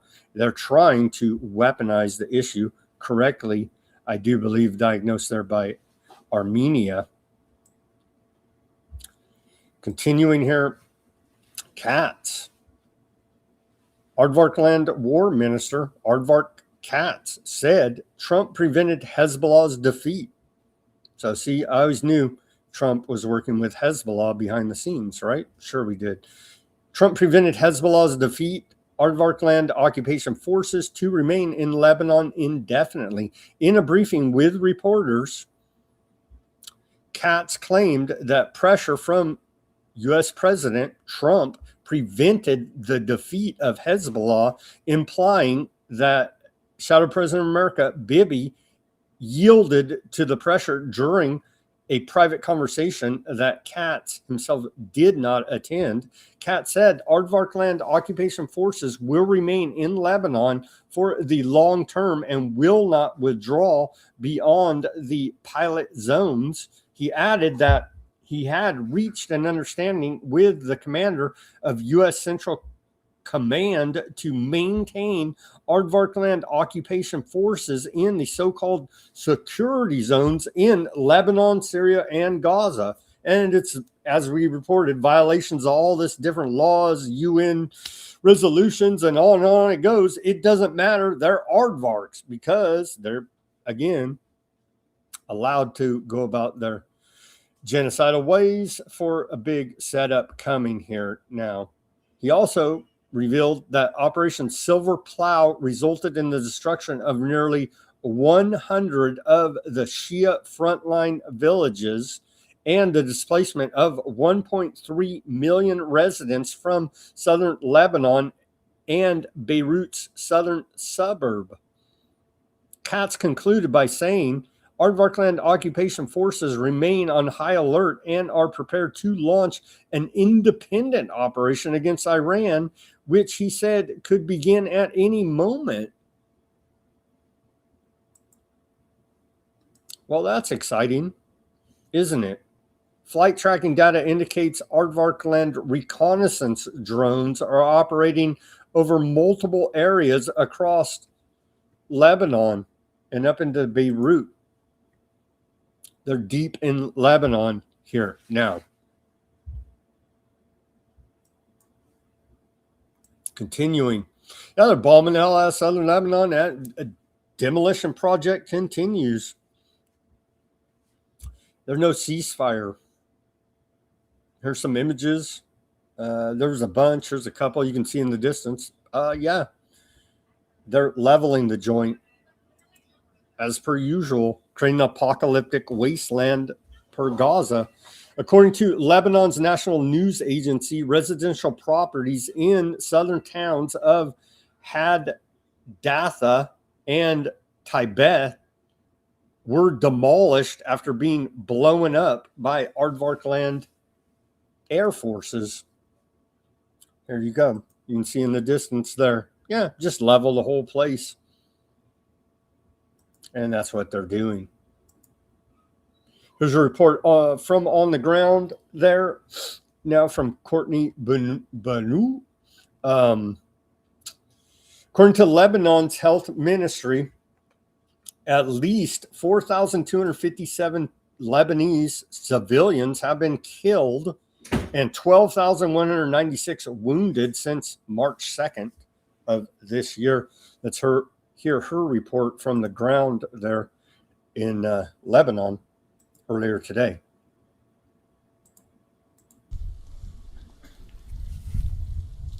I'm reporting to you from the entrance of the town of Majd al-Zoun, which was last night hit by a massive Israeli airstrike. Israeli forces are actually still occupying the town, and we had to get permission from the Mechanism Committee to come up to this point. I'd like to give you a rundown of yesterday's Israeli ceasefire violations.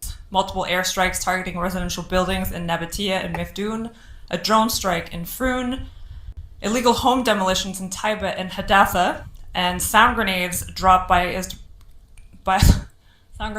Israeli drones injured citizens in Burj Khalifa and Bereshit.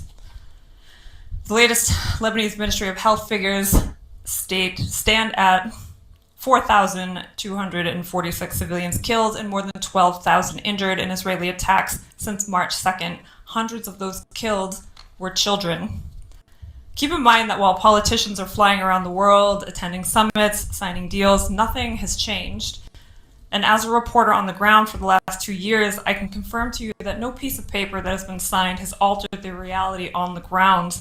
Israel is still committing acts of genocide here in Lebanon, and a full-scale genocide in Gaza. They are doing it freely, and they are doing it with the financial support of the United States government. That is your tax money. This new Lebanon deal is nothing but an agreement that allows Israel to illegally occupy southern Lebanon, even granting freedom of action in the so-called security zone. Families won't be allowed back to their homes, and the IDF has free reign to keep killing. I urge you to read all the details. That's an awesome deal the puppet Lebanese government made, right? That's an awesome ceasefire deal. You can go about doing exactly what you were doing. What a deal. What a deal. China slams Aardvarkland ceasefire violations in Gaza and condemns the killing of children. Beijing's representative in the UN Security Council stated that the ceasefire in Gaza has not yet come into effect and children are being killed there on a daily basis. as per big UN report we covered last week. It called on Aardvark land to immediately cease fire in Gaza and comply with international law. We're in a new era, a new world order. They don't give a damn about international law. Neither does America. They also asserted that settlement activities in the West Bank must be halted, and there can be no solution without the establishment of a Palestinian state. I think we have Smotrich saying that will never happen again today for the millionth time. Aardvark land prepares new Gaza offensive amid claims Hamas rearming. I don't know where they're getting their arms from, but hey, I guess we got to finish the genocide off there because only 70% of the Gaza Strip's occupied here now. They still are holding on to that 30% from being pushed into the sea or a grave. A new report from the Aardvark land military claims that Hamas is manufacturing new weapons and recruiting new fighters to resume its fight against occupying Aardvark land troops in Gaza, according to Aardvark public broadcaster Can. And that was reported earlier today. Let's play this short clip from Al Jazeera about how much, about the 70%, 64 to 70%. They've said they control 70%, but here we can see it on a map, and it gives us a little bit better idea. Agreement reached with Hamas in October, Israel agreed to withdraw its troops to what is known as the Yellow Line. That gave Israel control of 53% of Gaza. Everything east of this line is classified as a no-go military zone, and people living here were told to leave. West of the line, Palestinians face fewer movement restrictions, but come under constant Israeli strikes and forced displacement orders. In March, Israel released maps showing its troops were advancing, occupying 64% of the strip. That's an increase of 11%. Now, Prime Minister Benjamin Netanyahu has ordered the military to expand its control to 70%. That means Palestinians have no access to more than 2/3 of their land. It's not clear though where this new boundary will be. And at the same time, Israel is still issuing regular forced displacement orders. The latest applied to Al-Shati refugee camp, that's in Gaza City and west of the Yellow Line, and it's a residential area. UN data shows about 1.7 million Palestinians are living in 1,600 displacement sites, overcrowded tent camps, schools, or damaged. They're taking 100% and they're bombing refugees in tents. Aardvark land rebrand scheme to ethnically cleanse Gaza of Palestinians as freedom of movement plan. You're free to move. They may whack you. You'll probably get whacked. But they're like, Aardvark land has rebranded its controversial plan to expel Palestinians from Gaza, dropping the euphemism voluntary migration. Yeah, they put a gun to your face and say move or die, and they still just pull the trigger, right? So voluntary migration is now being replaced with a new phrase, rebranding freedom of movement plan. Channel 13 out of Aardvark land reported that Aardvark land security officials and Mossad have been instructed to stop using the term voluntary migration, which has drawn condemnation as a thinly veiled reference to Aardvark land's effort to ethnically cleanse Gaza of its Palestinian residents.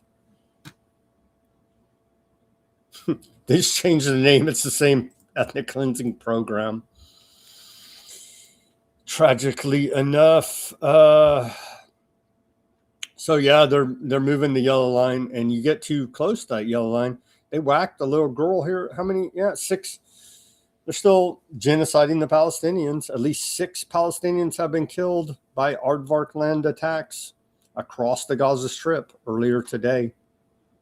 That brings the total death toll of Palestinians since October 7, 2023 to 73,058. That's official.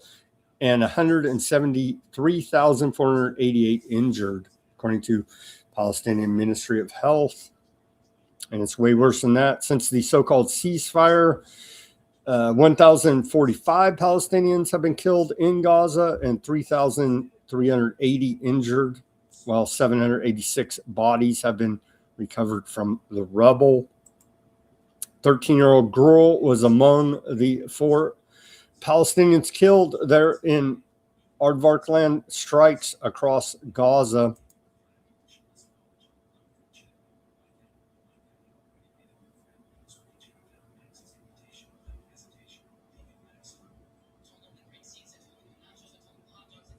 Aline Al-Farah was killed by shrapnel from Aardvarkland tank shelling in southern Gaza, according to Nasser Hospital.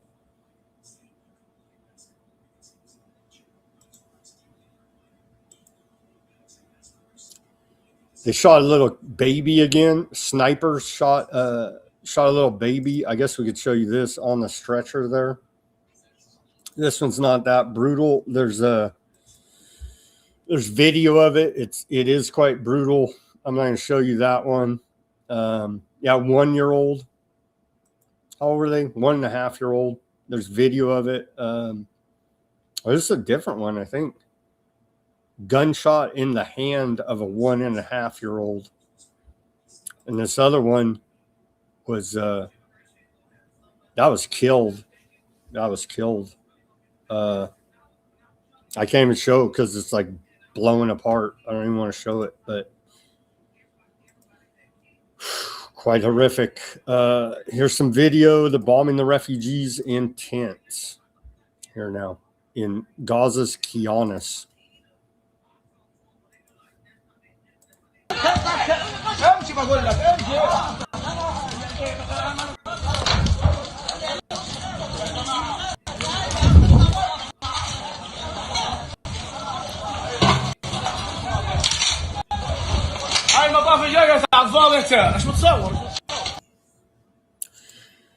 They're taking it all. Now they're going after the refugee camps, people living in tents.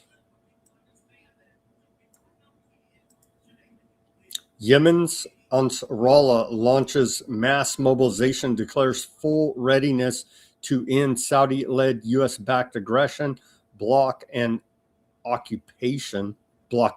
occupation. Armed tribal gatherings and mobilization campaigns continue across Yemen following a call by Ansarallah, leader of the Houthis, with participants reaffirming their full combat readiness to end the Saudi-led U.S.-backed aggression, blockade, and occupation. The campaign amounts to a nationwide general mobilization aimed at rapidly reinforcing military front lines.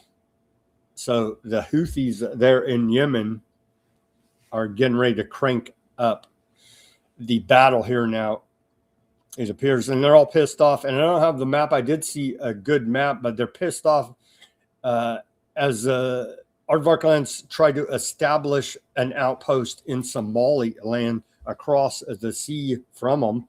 So they're all pissed off at that and a bunch of other stuff. A little bit more about it. They say the movement said the campaign is part of efforts to reclaim rights and resources, expel occupiers, and end the blockade, adding that hundreds of thousands of recruits have completed its Al-Aqsa flood military training courses. The mobilization comes amid heightened regional tension surrounding the U.S.-Iran Memorandum of Understanding, ongoing U.S. Aardvarkland aggression against Iran, Palestine, Lebanon, Yemen, and renewed clashes along several contact lines in southern Yemen.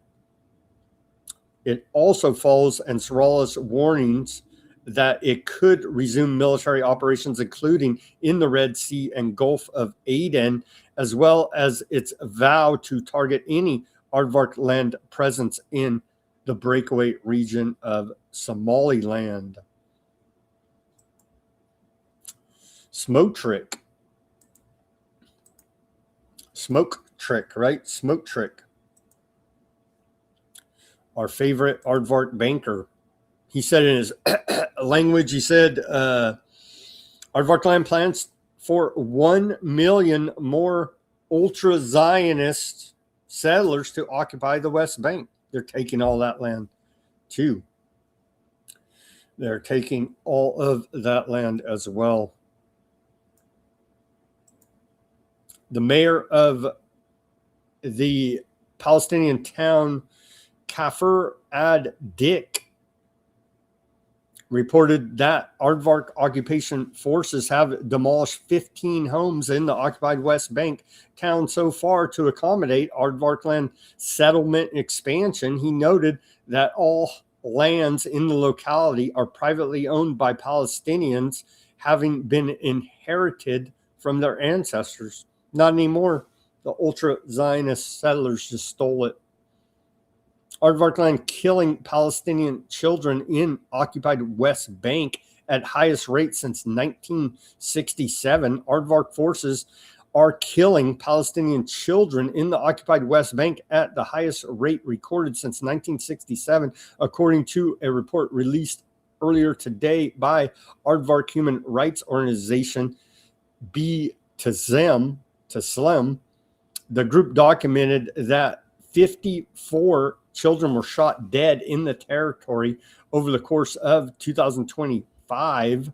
It revealed that nearly 1 in 4 Palestinians killed by aardvark forces in the occupied West Bank since October 2023 have been children, marking the highest proportion since 1967. There's not even, just because they don't even claim there's Hamas terrorists there. It's just, you're bad. It's our land. Our divine evil God said 3,000 years ago, and we're fake antiseptics from freaking Poland. Like, dude, that's where we're at. With all of this insanity, the aardvark government is now providing aardvark settlers in the occupied West Bank with drones. So they're arming them up here. Rights groups and local sources say the drones are being used to fly at low altitude over Palestinian shepherds and farms to scare livestock, intimidate residents, and gather intelligence. So here they are, proudly displaying their drones there. Rights groups link aardvark land use of white phosphorus and glyphosate in Lebanon to Germany's Bayer Group. Well, thankfully, they just got liability protection and international security here in America and a Supreme Court ruling. They don't cause cancer, so they're a wonderful humanitarian philanthropic organization, Bayer, IG Farman, Monsanto. Human rights organization MedEco International and German Network Coordination, Bayer,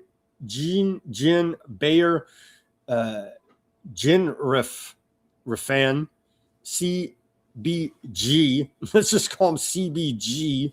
These groups working together have reported, human rights groups working together have reported that the glyphosate, thankfully it's health food, or else there'd be a problem here, and white phosphorus used by aardvark land forces in Lebanon are presumably of German origin. Many said they did not see this coming after World War II, but here we are. The findings published in a joint report titled Cartographies of Destruction, Aardvark Land's War Against Lebanon, trace the supply chain of these chemical agents back to the German chemical and pharmaceutical giant Bayer. Again, great humanitarian philanthropist organization they are, which acquired the U.S.-based agricultural company Monsanto in 2018. According to the investigation, the deployment of the environmental toxin glyphosate in southern Lebanon and Syria has resulted in severe ecological damage. Lebanon's Ministry of Agriculture reported that glyphosate concentrations in localized soil samples exceeded normal levels by around 20 to 30 times, an escalation the Lebanon's army chief described as environmental and health crimes.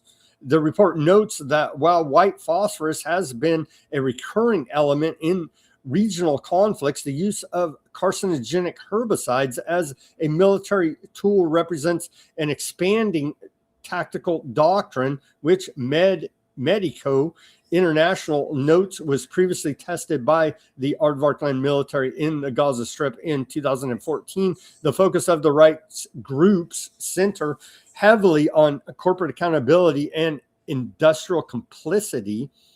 CBG representative Jan Perky stated, "There is strong evidence that phosphorus used in the Middle East war comes from Bayer's glyphosate production facility in Soda Springs in the United States." Very efficient. While they're making the health food glyphosate, the byproduct, some of that byproduct of that production is the white phosphorus that they're using to spread health to the Lebanese. See, it's wonderful rainbow, a health panacea brought to us by Bayer Monsanto IG Farben. During its annual shareholders meeting in April of this year, the Bayer executive board denied directly supplying glyphosate to the Aardvarkland military or U.S. military, though observers noted the panel did not issue a corresponding denial regarding the raw materials used for white phosphorus. The corporate defense follows a decision by Washington to designate elemental phosphorus, a core component for both products, as critical to U.S. national security. See, if we don't hit them with white phosphorus now, Hezbollah is going to nuke us in 2 weeks. It's perfectly reasonable and acceptable, and destroy all of their land with the glyphosate as well, because it's Fauci health food. Activists organize New York protest as Ben Gvir prepares to attend U.S. policing summit in New York. So where's Ma'am Danny, the big commie Muslim that's going to take over America? If he's really about it, he would arrest Ben Gvir in New York. That's not going to happen. Now, is it? Is it? Aardvarkland National Security Minister Ben Gvir scheduled to travel to New York next month to address the United Nations Chiefs of Police Summit July 7th and 8th. And so where's Ma'am Danny? Get your state police and go arrest this butt. It won't happen. But there is a protest against him there. Here's the flyer for that protest in New York. All out to the UN, Ben Gvir out of New York City. So that shall be interesting to watch as those protests develop and we don't see an arrest of Ben Gvir in New York from the great progressive liberal social Democrat, call me socialist, whatever the hell they are. They're still not going to go ahead and enforce international law, are they? No, they're not. All right. Let's wrap up with a Greg Reese report here. An age of revolution returns.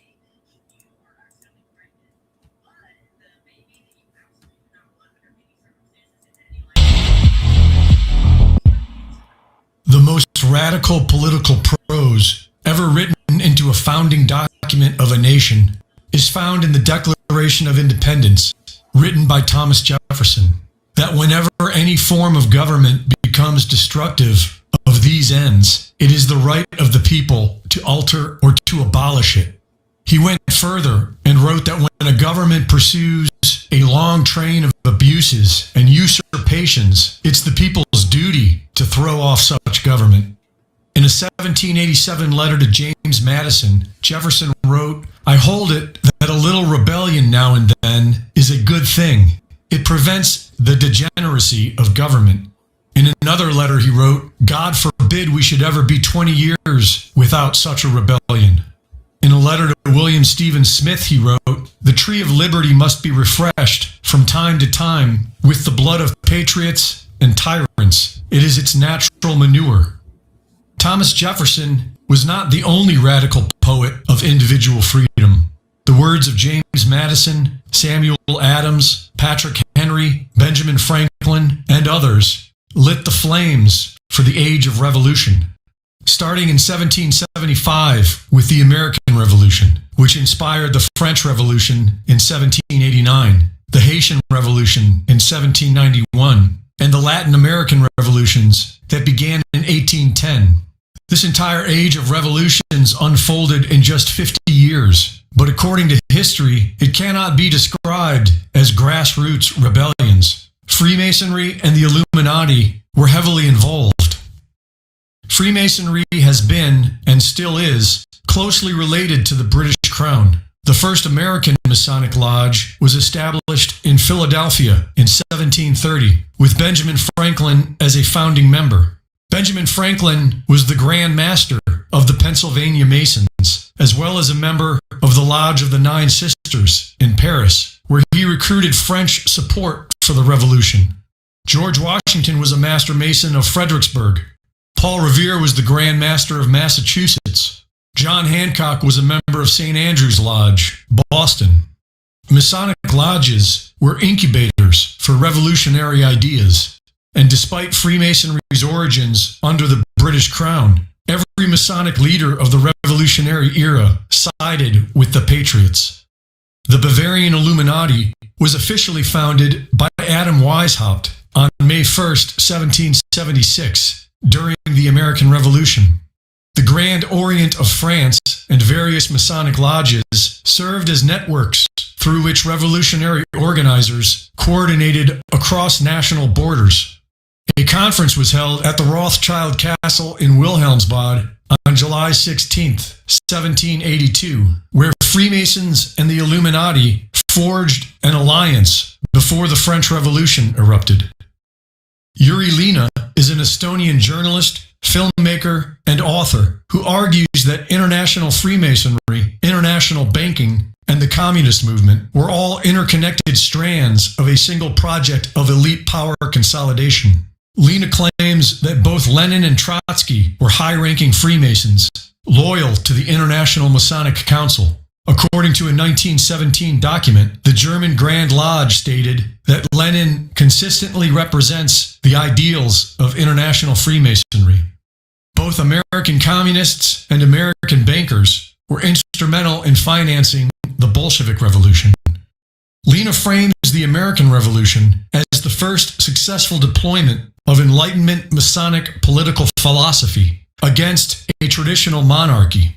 According to Lina, the Founding Fathers were participants in a Masonic Illuminati geopolitical project to avoid a Christian monarchy by creating a secular republic, and was the template that was later applied in France and Russia. Looking back today, Lina's argument does not seem far-fetched at all. Western governments have been fomenting revolutions for over a century, and the astrological parallels between then and now, as well as the current political climate, suggest we may be seeing a new age of revolution. Several major planetary cycles are returning to where they were 250 years ago.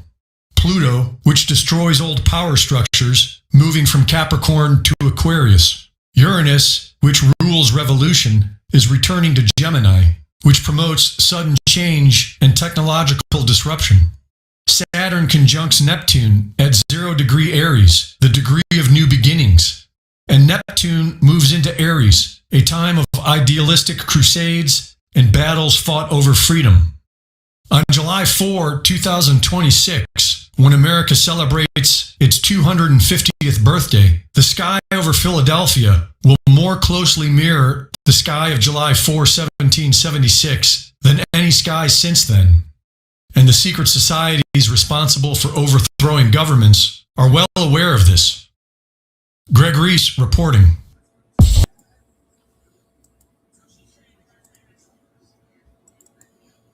Something to keep in mind there. Let's take a look.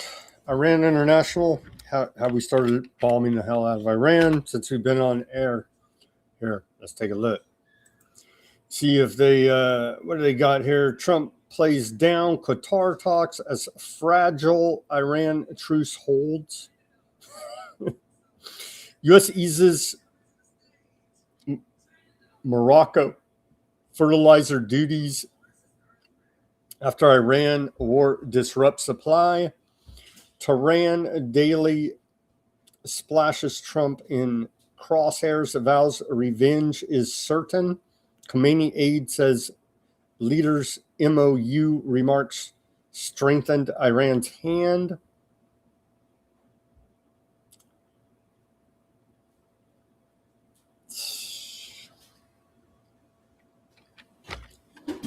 It's not looking good.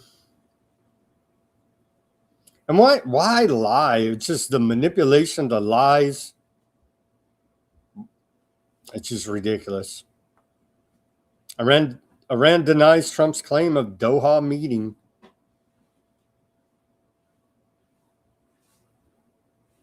But they're in there squeezing every little penny out of the market manipulation from Trump's statements. It's just truly, truly disgusting.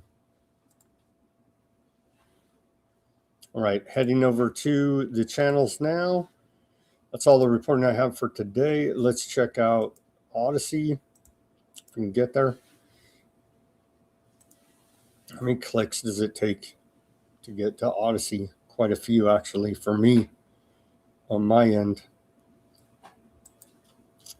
Over to the Odysee channel. Shout out to the chat over there. Thank you guys for tuning in on this Monday. Shout out to Pink, Deep, Fat Bob. Let's see. APAC bought all their silence. What does Fat Bob say? Text jackass to OU812 and receive neutrons on a screen.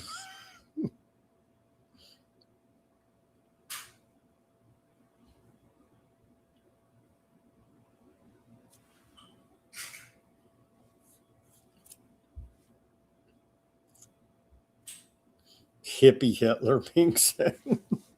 Propped up by the philanthropists, right? The Rothschilds. Oh, Force Scully. Shout out to Force Scully. Said they got the shirts and they love them. Good. Thank you. Thank you for your patronage to the store, and I'm glad you like them, and I'm glad that you were able to receive them. Great color on the taxation is theft shirt. Good to hear. Good to hear. Also, the tank top as well. Well, good to hear. I'm glad you're happy with those products. And again, thank you for patroning the store for Scully there. And Fat Bob, your order is on the way as well, I do believe. Fat Bob says, we're 250 years old, Sam. No rhyme, nor reason, just do or die. Paul Greg Roberts says, this is now just perpetual war. Sure looks like it, doesn't it? And fake peace deals for market manipulation and perpetual war. It certainly does appear that way. Okay, thank you everybody for tuning in on Odysee, X, Kick, Facebook, Bitchute, Substack, Rumble, and YouTube. Fat Bob concurred. I concur. Okay, let's check out Rumble, YouTube chat. Quite a bit of chat going on there. Thank you guys for tuning in. I'll just scroll about halfway up. Shout out to Chloe on the YouTube, on the Rumble. Shout out to A-Dub on the YouTube. Shout out to Karen Strong on the Rumble. Let's see. They're going to keep printing until it fails. Better start saving some physical. Yeah. Yeah, 2027 is going to be the worst for food famine, ADub said. Yeah, well, that's what all this crisis is, right? Let's see here. Ake on the Rumble says they're all traitor. All politicians and parties are unconstitutional. Yeah. Karen says, sounds like Venezuela is Clinton's Haiti 2.0. Jason says, wow, sick bastards. Talking about the disaster trafficking.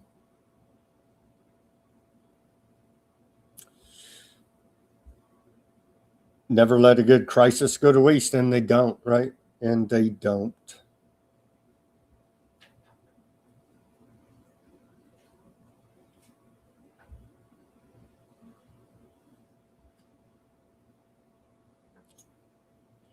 Every reset starts with a world war, Jason said on the YouTube.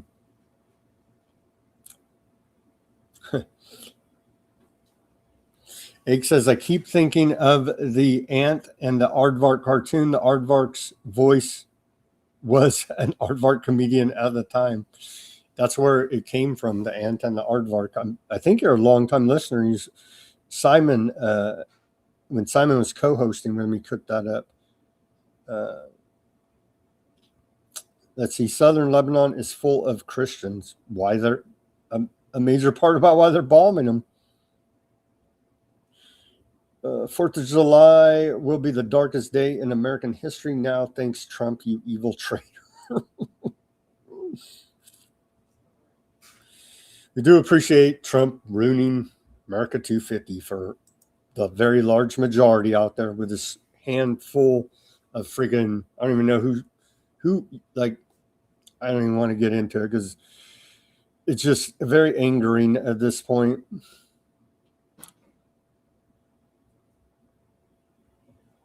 Monica says, what can you say, God? You're in control. MH, shout out from Brazil. Shout out back to you. Let's see, Oliver, the devil is the root of all of it. I have family that's MAGA-tarded. Family, that's a good one.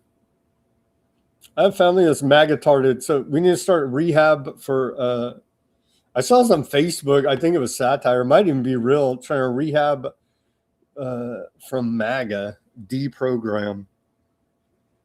Well, I do agree with America First in principle and theory, but that's not what we're getting, obviously, out of this Trump administration. The whole thing was a bait and switch.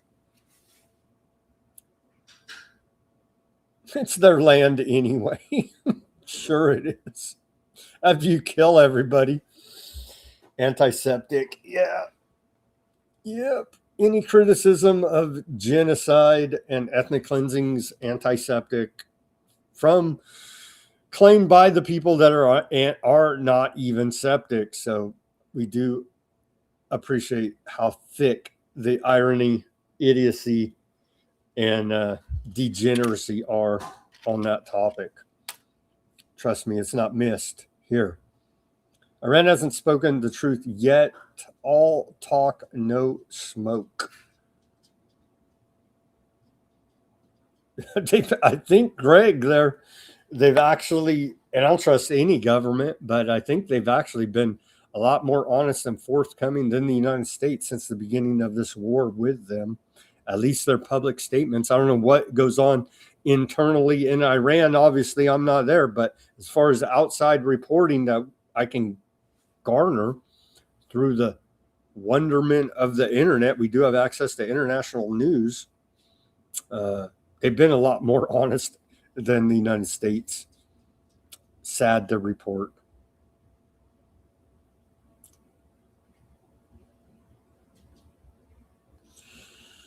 All right, friends, thank you for tuning in and keeping the chat lively and cordial for the most part, it appears. I do appreciate it.